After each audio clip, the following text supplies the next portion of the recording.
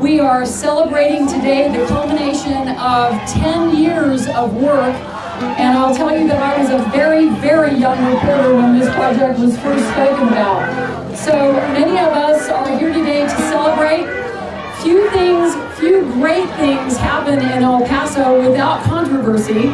Certainly we have controversy today. 7, 6, 5, 4, 3, 2, 1.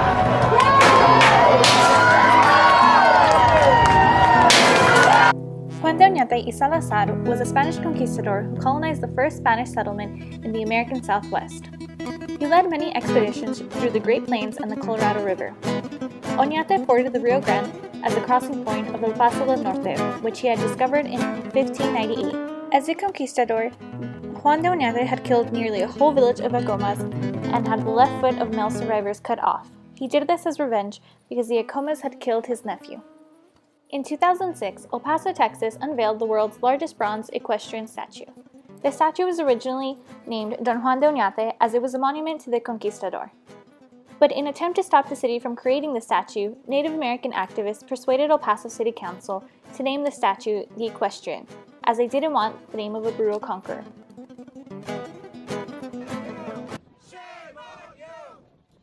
Controversy has continued even after the installment of the statue.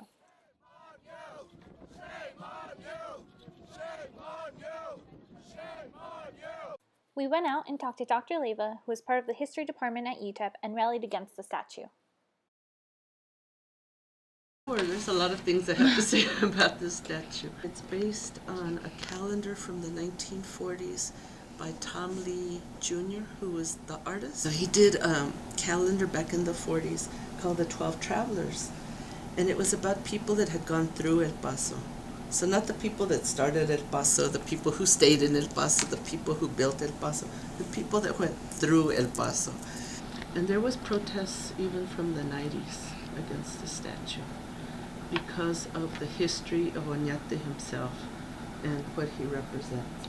So, it was very controversial, and I'll tell you that I was one of the organizers of the protest because I didn't think that so much of our tax dollars should go to that statue, and largely because of what the statue represents. And should we spend $1 million on someone that really didn't have anything to do with El Paso? We also got to talk to the sculptor of the statue, John Hauser.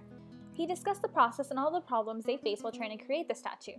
The controversy and the representation of Juan De Onate did not faze him or affect his work. He says he was only hired to recreate a figure of history, as he had no say in the subject of the statue. John Hauser also says he's not worried about the statue being defaced, much like other Juan De Onate statues. He's not worried about it being defaced because of the grand size and where it is located. Today, the Juan De Onate statue stands on government property outside of the El Paso airport.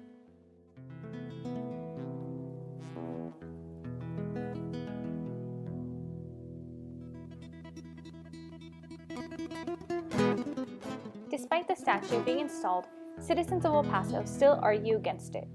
Which side are you on?